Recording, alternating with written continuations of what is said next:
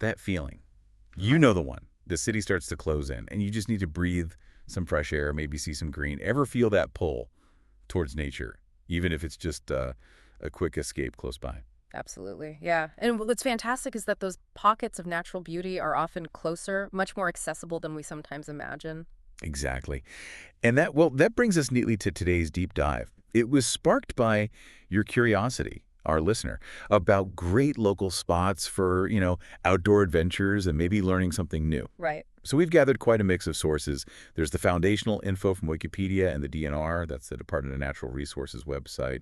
The official stuff. Yeah, and we've layered on some real-world insights from hiking logs, even a peek into a Reddit conversation, and of course the essentials, a trail map and a checklist for all you bird enthusiasts out there. Sounds like a really well-rounded collection. Should give us a true sense of this place. That's the plan. Our mission today is really just to unpack all of this and give you a vivid picture of Afton State Park. Think of it as your shortcut to being totally informed, maybe inspired, before you even think about packing the car. Okay, so for those of us maybe just getting our bearings, Mm-hmm. where exactly is Afton State Park located? Good question. Afton State Park is nestled in Washington County, Minnesota. It's right along the beautiful St. Croix River, Okay. and it's a pretty quick trip southeast of the Twin Cities, only about 20 miles, that's like 32 kilometers, from downtown St. Paul. Oh, wow, that's close. Yeah, and roughly 5 miles, maybe 8 kilometers south of the little town of Afton itself. It's kind of that perfect balance of Yeah. a real nature escape Right. without needing, a huge time commitment. Ideal. Yeah, perfect for anyone craving a dose of the outdoors without a massive drive. Now, Afton, it's a lovely name. Is there a story behind it? There is, actually, and it's quite charming. Apparently, the early settlers in the area, maybe feeling a little homesick for Scotland, they named it Afton as a tribute. Oh, interesting. Yeah, a tribute to the River Afton back in Scotland. It's a direct nod to Robert Burns' famous poem, Afton Water. A poetic link to the land.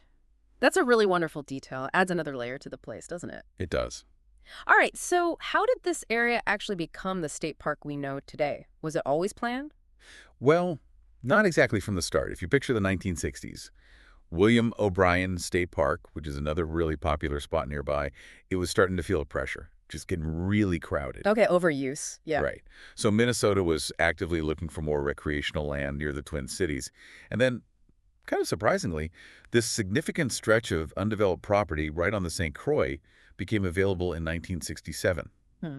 And what made it particularly special, apparently, was that it included the last remaining undeveloped beach on the Minnesota side of the river. Wow. Okay. That does sound like a significant find, especially right there in the St. Croix Valley. Absolutely. I mean, while some of the higher, flatter areas had been farmed over the years, those really steep ravines had mostly kept development away. The terrain protected it, basically. Exactly. So state park officials and various conservation groups, they recognized what a treasure it was, and they acted fast. They purchased the land the following summer in 1968. So pretty swift action turned that opportunity into reality. But, bringing a park to life, it often involves more than just buying the land, doesn't it? There's usually some local back and forth.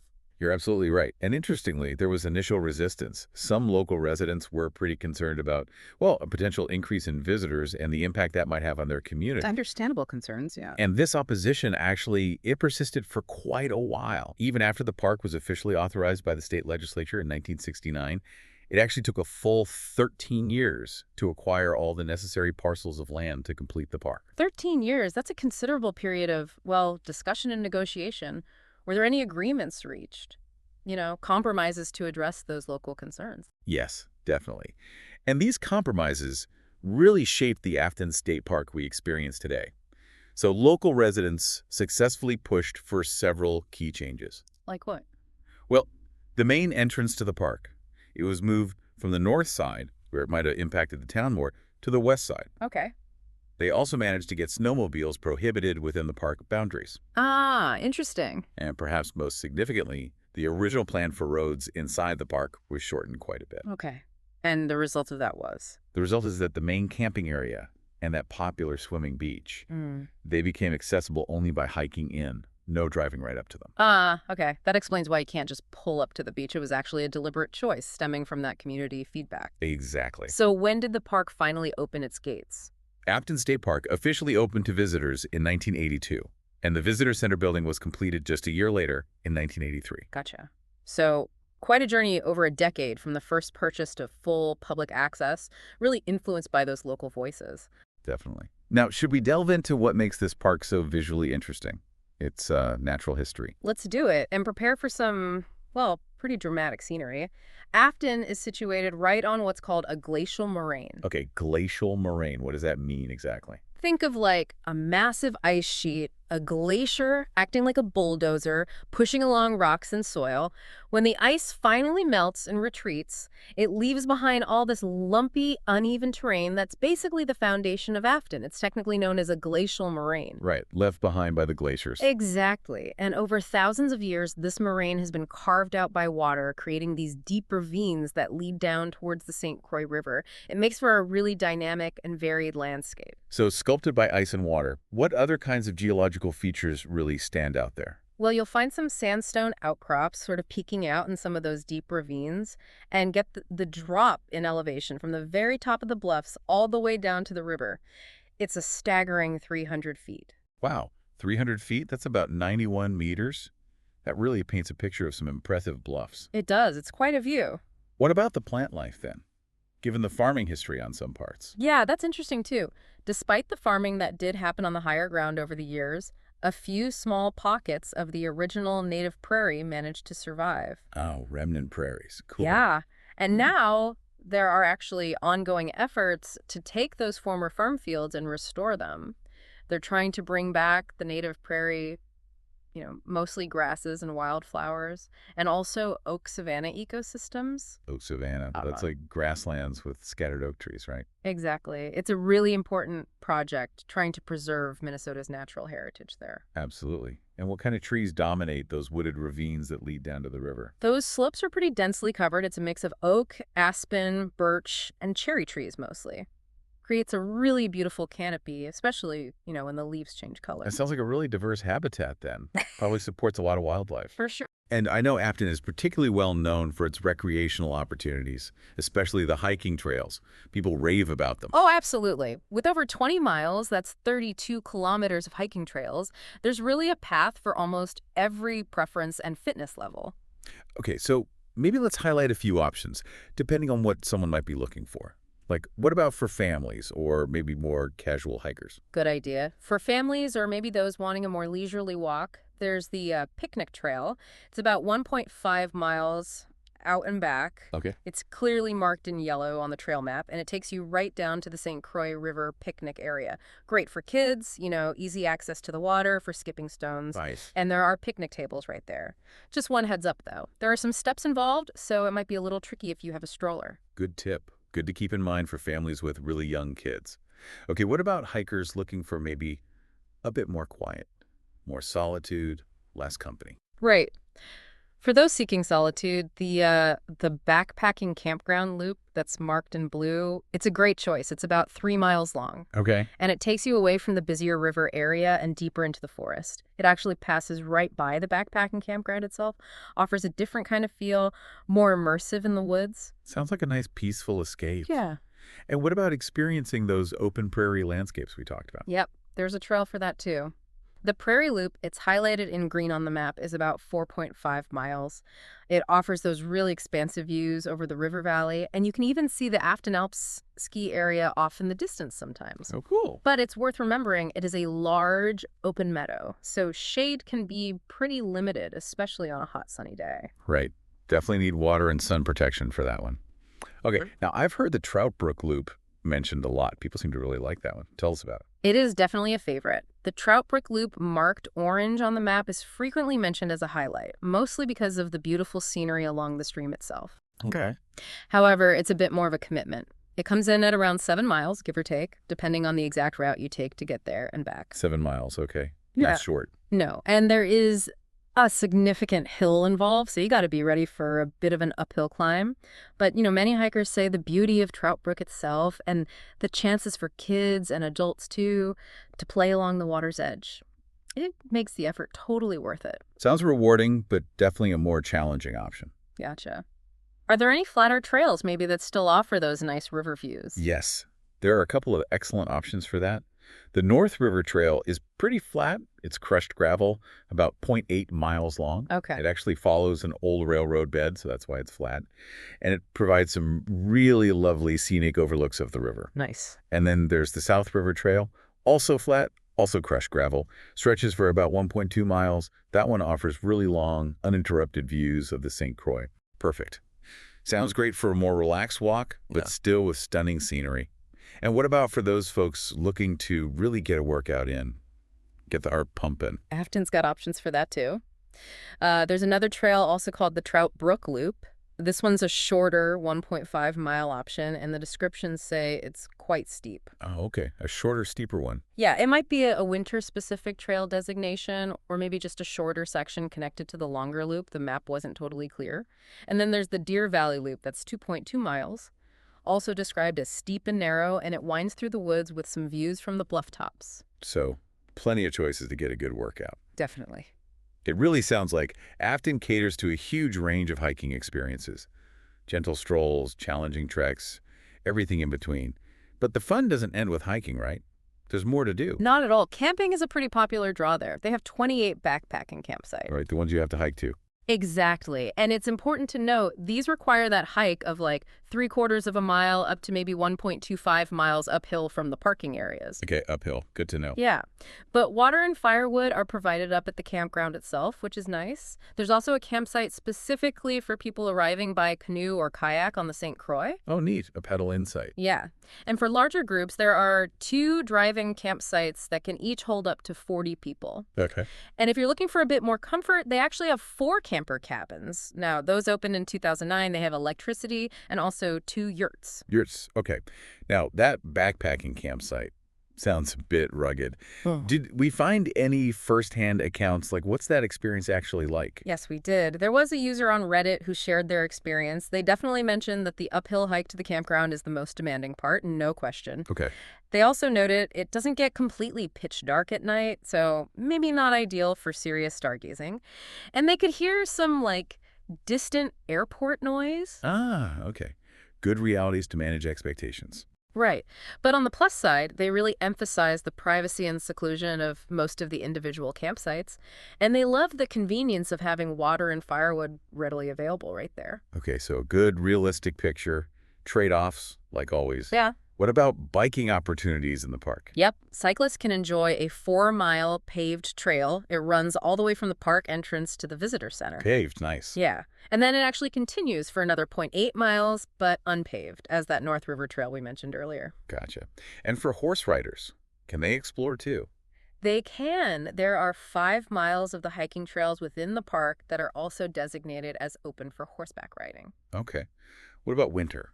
Afton seems like a place that would be just stunning in the snow. Oh, it really transforms. It becomes a proper winter wonderland. They groom 18 miles of cross-country ski trails. 18 miles, wow. Yeah, and they cater to all skill levels, beginner right up to advanced loops. There are also 6 miles designated just for winter hiking, and 4 miles specifically for snowshoeing. Plus, snowshoers are also welcome pretty much anywhere off the groomed ski trails. There's lots of options. Definitely. And you can even rent snowshoes right there at the ranger station. And they host this really enchanting event, a 3-mile candlelight walk, usually in February. Oh, that candlelight walk sounds absolutely magical. That'd be worth checking out. What about the conditions for skiing, though? We saw some notes about that maybe being variable. Yes, that's a good point. Reports from the 2024-2025 ski season did indicate that conditions could be pretty variable. Some areas had thin snow cover, maybe some exposed rocks. So it's always a good idea to check the most recent trail reports online before you head out for any winter sports. Definitely smart advice. Yeah. Okay, what about some more relaxed activities? Picnicking, maybe swimming. Yep.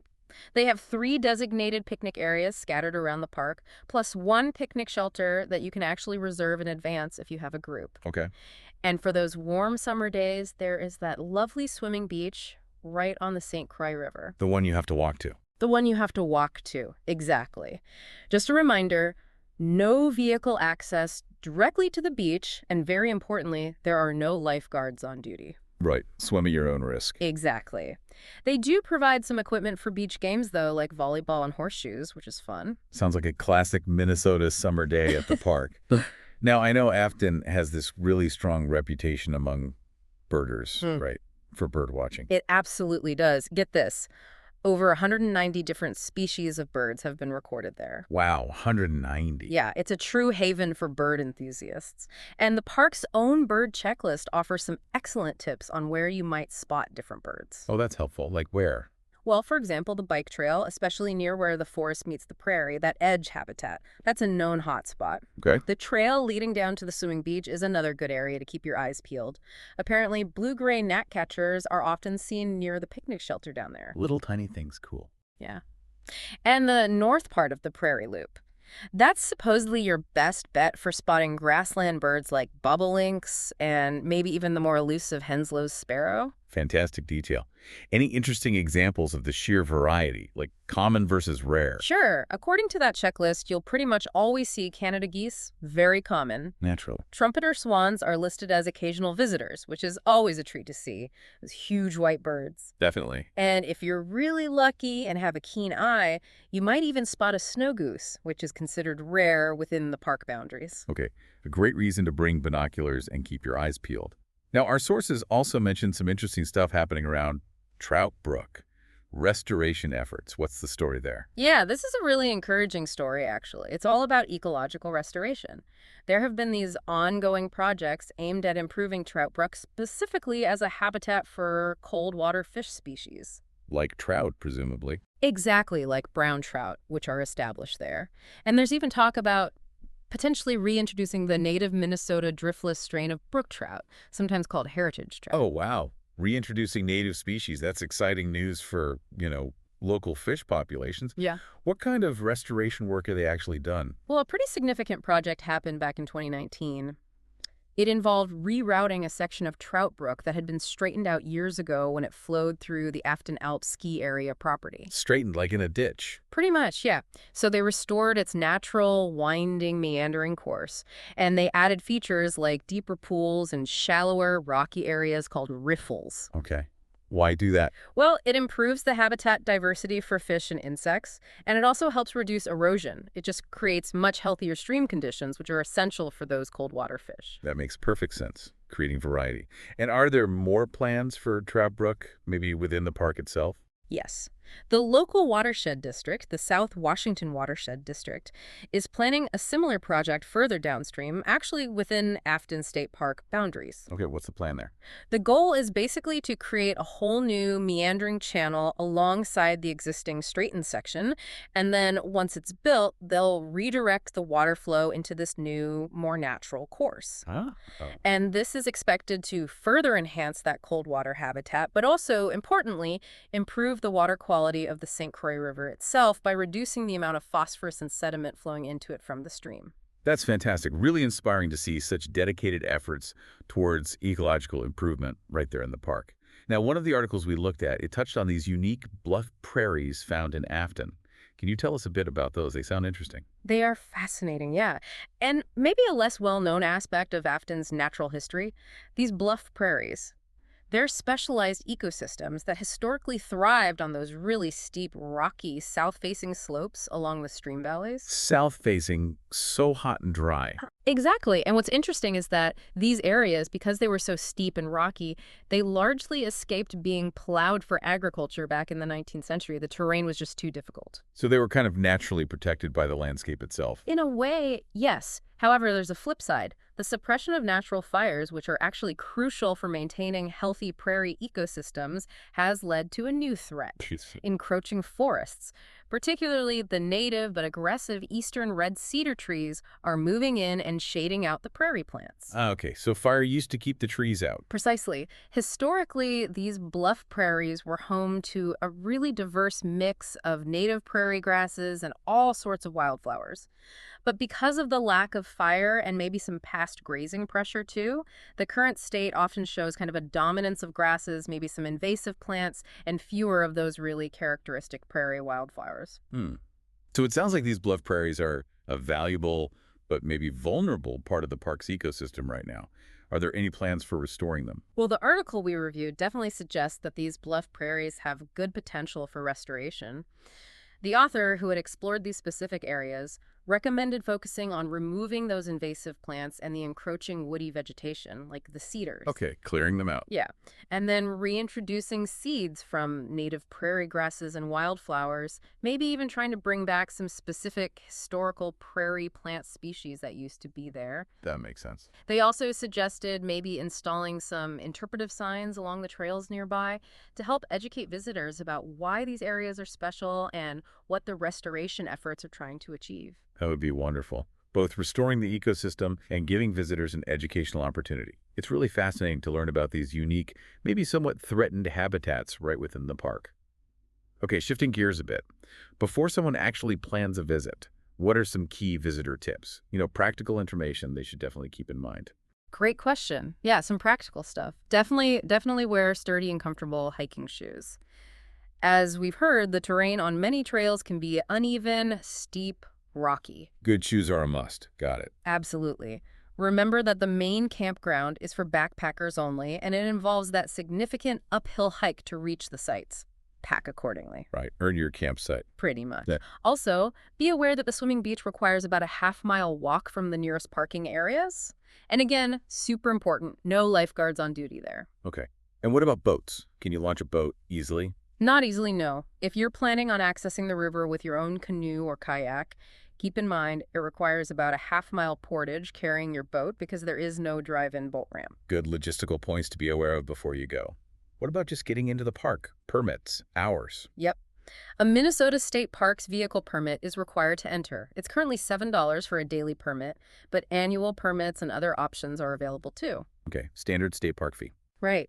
The park itself is open daily from 8 a.m. to 10 p.m. And if you plan on bringing your furry friend, pets are welcome, but they absolutely must be kept on a leash no longer than 6 feet at all times, and they're not allowed in park buildings or on the swimming beach area. Standard pet rules, too. Makes sense. Any other important reminders? Safety, maybe park rules? Yes, a really important one about firewood. To help prevent the spread of invasive species like emerald ash borer, you must purchase your firewood either at the park office or from approved local vendors. Don't bring your own firewood from far away. Exactly, and gathering firewood from within the park itself is not permitted at all. Okay, protect the trees. Got it. For non-emergency situations, maybe you see something concerning, but it's not urgent. The Washington County Sheriff's non-emergency number is 651-439-9381. Good number to have, just in case. Yeah. And for just general information about any Minnesota State Park, including Afton, you can always contact the DNR Information Center. Their number is 888-646-6367, or just visit their website, mndnr.gov/parks.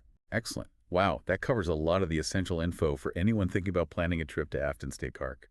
Yeah, I think so too.